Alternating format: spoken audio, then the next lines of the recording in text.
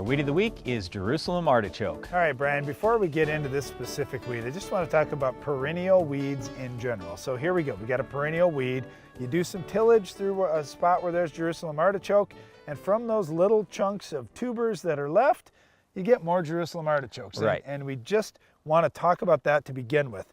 Tillage is not your best option when you're dealing with perennials. Absolutely not. So anytime you've got a patch of perennials on your farm, you want to leave those intact. Do not till them, spray them if you can, because now you can get to that entire root system. What ends up happening is if you cut that off, okay, there might be these little pieces of tubers below ground that will put shoots on and are still living, but you can't kill those with a lot of the herbicides because you don't come in contact with that because it's now separated from the above ground portions of the previous plant. All right, so if you see Jerusalem Artichoke out in your fields, you can attack it in the fall with a 2,4-D or a dicamba, but in crop there aren't as many options that are great. I like Roundup because it is a perennial, because it can get down into that root system, but you have to use a strong rate to take the weed out completely. So yeah, I'm with you, Darren. We've got to have a good strong rate of Roundup, but the whole thing is people talk all the time about fall. Oh, I'm going to go spray in the fall and it's going to work great.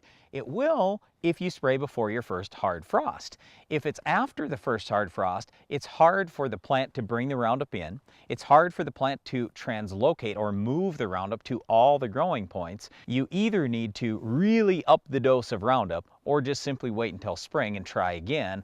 Or, of course, you could switch to dicamba or 2,4-D and at least burn off the top growth really well, hope that winter kill kills the rest of the plant, and go from there. I would certainly use crop rotation to my advantage. I really like extend crops and enlist crops because you have that option of 2,4-D or dicamba in crop. I also like Roundup Ready crops if you're using a strong rate of Roundup to take it out.